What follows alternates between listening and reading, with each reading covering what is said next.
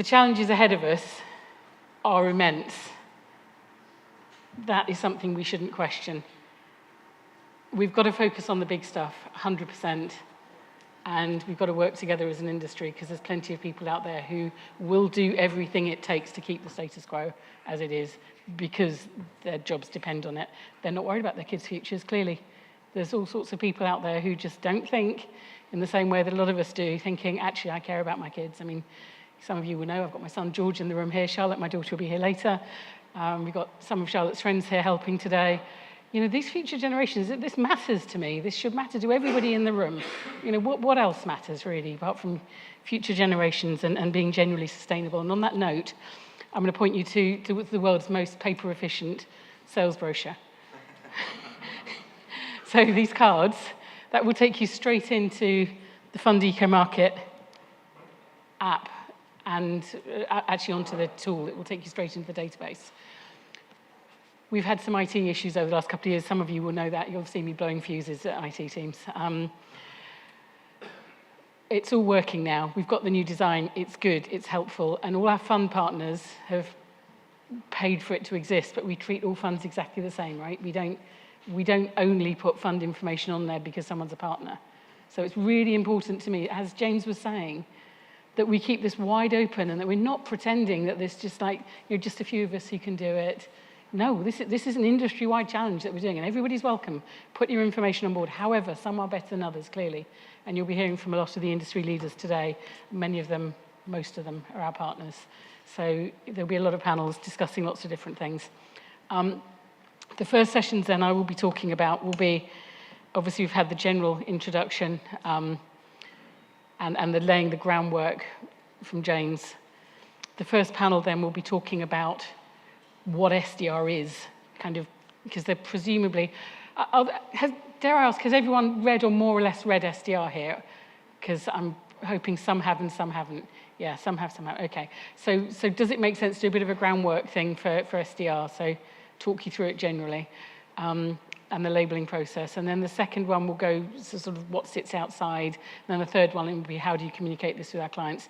And then later on, sort of from sort of early afternoon onwards, we'll move on to the more the stuff that's the reason I get up in the morning to do this stuff, which is to actually invest in some great places and go, wow, look at this opportunity, look at what's happening in plastics, look at biodiversity is becoming investable. You know, we can change this by focusing on impact. You know, that's the stuff that gets us going. That's why I'm in this industry. We're here to build a different future. So that's kind of how we'll take it. And that, if you like, slightly reflects, if you like, what you'll see. We've switched our logo across recently. A lot of you know I've been trying to get this the dial shifter work up and running, and we will start running dial shifter events. I will turn my attention to that after this conference. But what we've got to do, obviously, is shift the dial from brown, where we've got lots of polluting, nasty, dirty industries, across to green. And I've done this picture very, very carefully to say, do you know what, guys? It ain't going to be perfect. Everything we do, for the time being at least, is not going to be perfect. But if we can make it better, if we can just shift it in the right direction, then we'll be in a good place. Because at the moment, the foundations are all wrong. So let's shift those foundations. Let's be really clear when we're talking to journalists or anybody that there will be compromises. Make no mistake, mining industry is part of the future, et cetera, et cetera. We can't do it without them. So these things will continue. But let's go in the right direction. So without further ado, these are the main areas I'm going to talk about over the next few minutes. I'm going to talk you through then what Fund EcoMarket is, just very, very briefly. Has everyone here had a look at the site? Can you stick your hands up? Just cheer me up a little bit. Thank you. This is scary doing this stuff, right? Trying to organise this side event. Okay, so you've got some idea what it is, and it's a database of all the funds in the area. This is what it looks like now. There's loads of options. It'll show them on the next slide, but it'll be too small when you show the whole lot. I'm trying to bring all the information on these funds together. So if you are a wealth manager or a fund manager or an IFA or a financial planner, however you refer to your profession, you have got somewhere to go that says, right, this is what fund managers are saying about themselves. And you can look at what a client wants and sift yourself down a list of those funds that may be appropriate for the person who's sitting in front of you or who you're talking to on the phone. So it's a straight bat, because I've worked for 2 different fund managers over the years, and I knew their strategies were different. So I would get very upset when I heard people saying, oh, ethical funds or now sustainable funds, they all do this. No, they don't. They all do different stuff. They've got areas in common, but there's loads of differences too. And if you're not going to criticize a fund for greenwashing, you jolly well need to know what it's designed to do, because otherwise people think they're a sham because they don't do this, that, or the other. Well, they were never designed to do it. So that message is really, really important to me.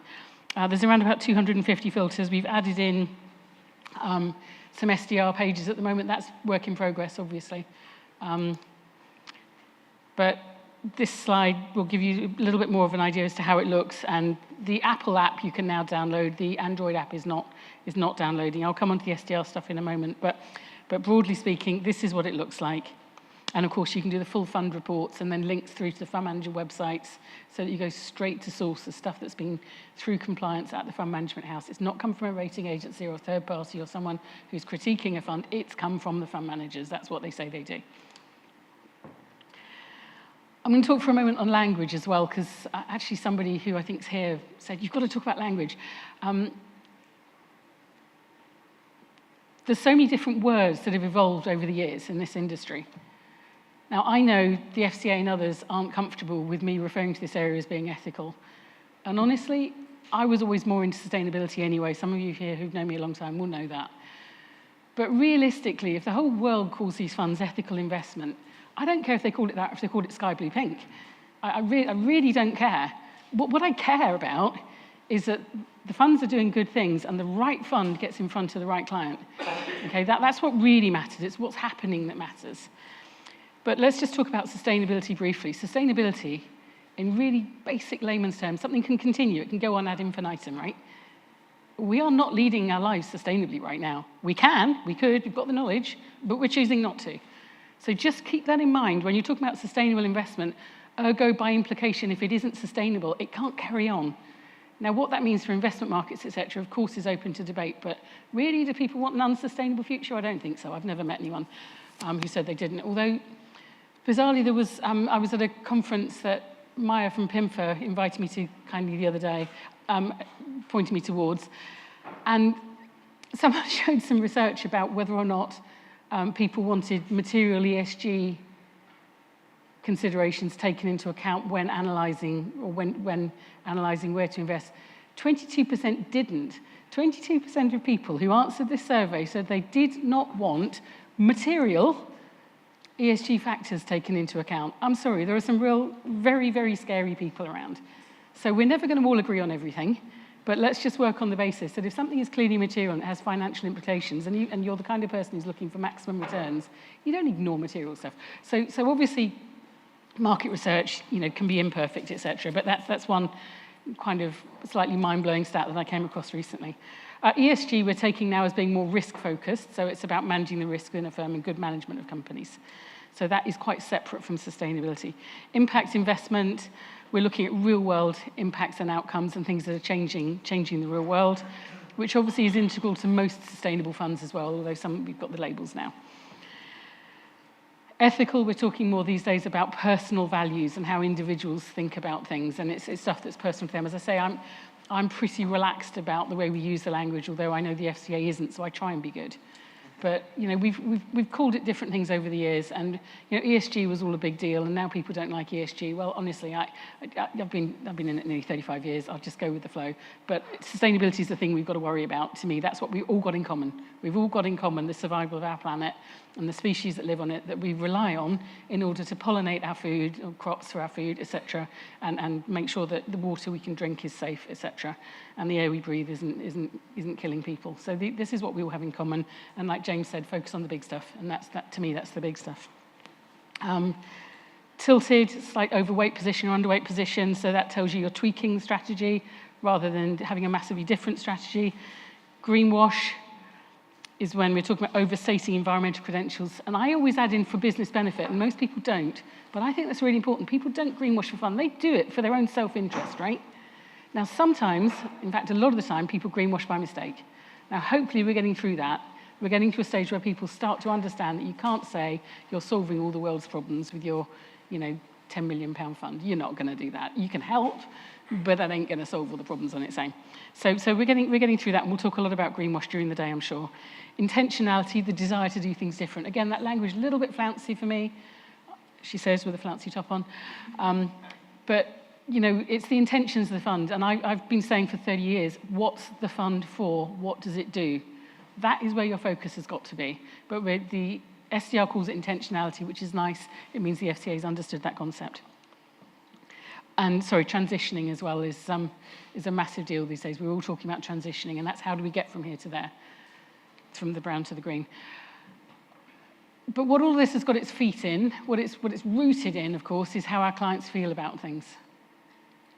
And there's just a couple of stats that I'll show, and it's relevant, not least because we care about people, but because the FCA knows this. So if you're someone who doesn't particularly care about sustainability, well, pay attention to the fact that the Office of National Statistics knows that people are worried about the planet, as James highlighted as well, and also that the FCA Financial Life Survey found that too. Now, I worked in marketing for a bit. I've done a lot of market research over the years. I know these numbers are not to be taken as gospel. They're not verbatim, they're not precise. There are other things at play here, like cost of living crisis. We've got, I don't know how many people criticising our area, saying, oh, these fund outflows. Guess what? There are fund outflows because people are poorer than they were. And that is a massive problem that we have got. This is not the fault of the funds. It's just what's happening. So the important thing, though, is that clients care, and we've got to get to a place where clients are happy with their investments and they feel comfortable and confident with them and they're not feeling embarrassed by them.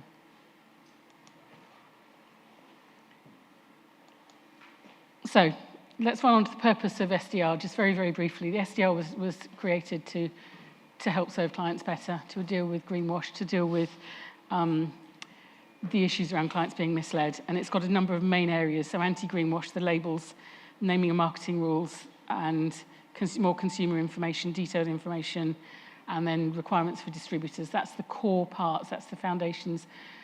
The devil's clearly been in the detail. We will go into that more during the course of the day. We've had a lot of conversations on all of that. But this is an important slide. There are three main intended outcomes through SDR. It's dealing with greenwash, making sure that information is better.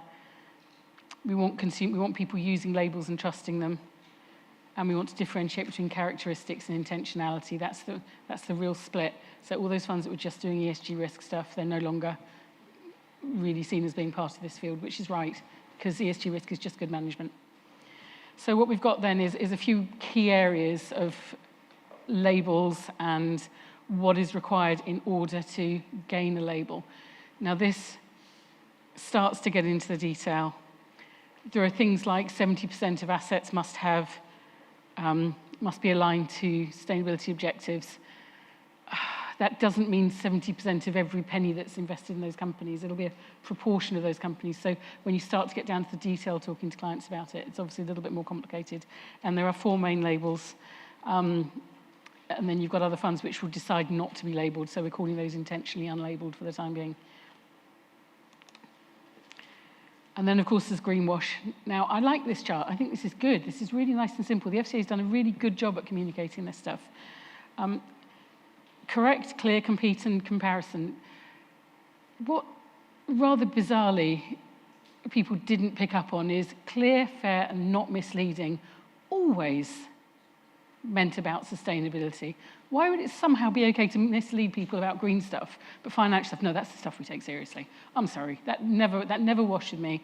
We should never have needed an anti-greenwash rule. And for all those compliance people who are really panicking about this, I say, for goodness sake, read some books on sustainability. Just get up to speed with it. Stop making lives difficult for those of us that do understand the area. You know, get on with it. Read donut economics. Read the stuff that tells you this is absolutely integral to investment strategies. I'm not going to dwell on this next slide, but basically there are a load of known unknowns. There's a lot of stuff that actually has been pushed back recently.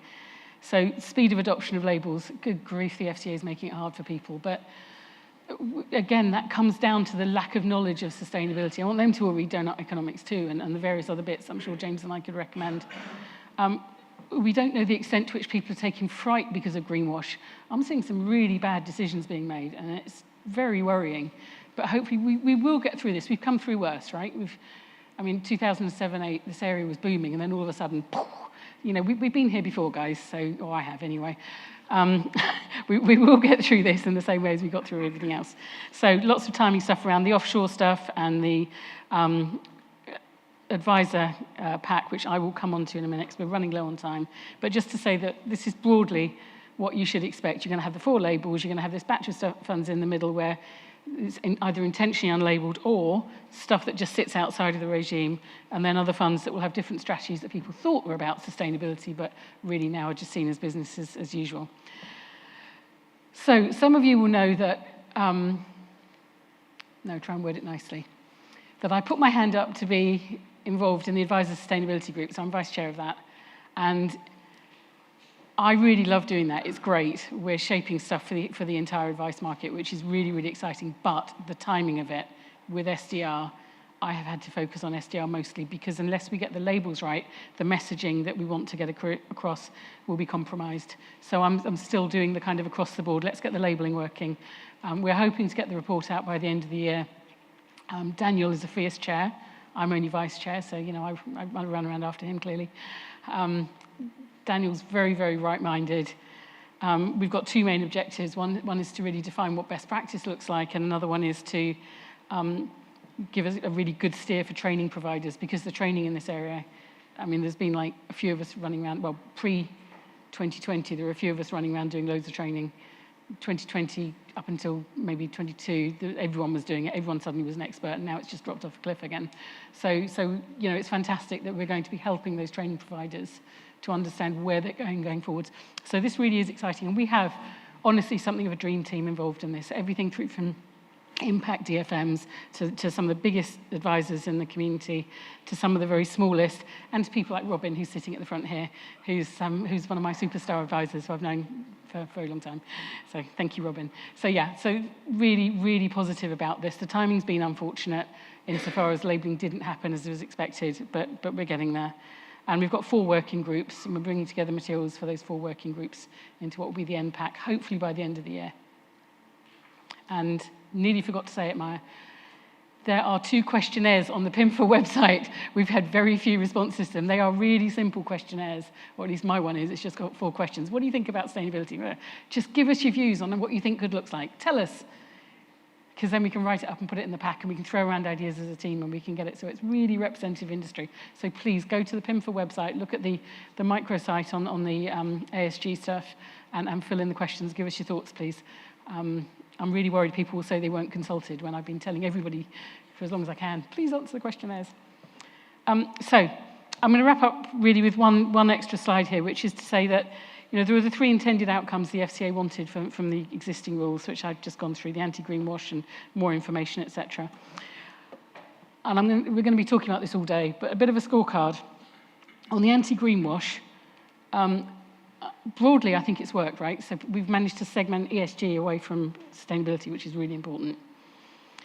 But there's some massive market overshoot I'm seeing, and some people worrying about things that they should never be worried about. The lack of clarity from the FCA on some of this hasn't really helped, although they think they've been clear, because for them it's a load of information. But for those of us who are involved in the market, we know it's a lot more nuanced, and therefore it's problematic. On the getting information out to people, I think, again, we've got a mixed bag there, because some people are pulling information, but broadly speaking, I think information quality is improving. I think we're going the right way there.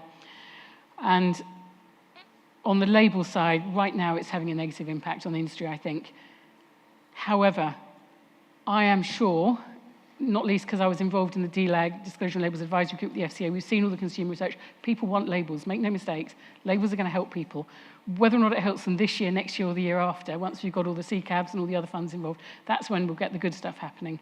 But right now, we're in a transition phase, right? Things have got to evolve, they've got to develop, they've got to build, we've got to get the skills going left, right, and centre. And I've got a funny feeling there were a couple of typos on this slide, because I wrote it quite late yesterday, unfortunately. The joy of trying to pull together a conference like this.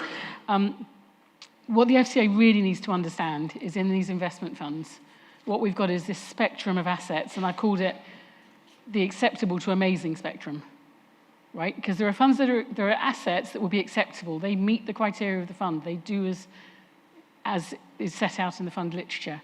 But they're not the ones that shoot the lights out of people and excite people. the FCA seem to be quite struggling with that. So there's a lot of detail like that we'll be talking about during the day. But that's one of those challenges we've got to communicate properly. So why I remain positive? 2 main reasons. We know people care. And we know that the FCA and the people in this room are natural allies.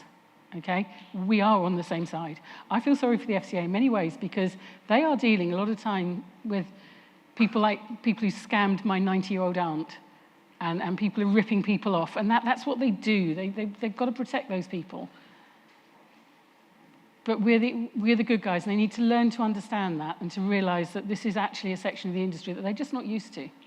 So we've got to lead by example, work with them, and help move things in the right direction. And with that, I shall close my session. I hope that's useful. Are there any immediate questions? Sorry, just in case I've gone into gobbledygook somewhere. Any immediate questions, or can I ask the people from the panel to then come up on stage? I'm happy to take questions whilst the next panel come up, if you like. But no. Anyway, thank you very much. Thank you for listening, and please, panel members, come up.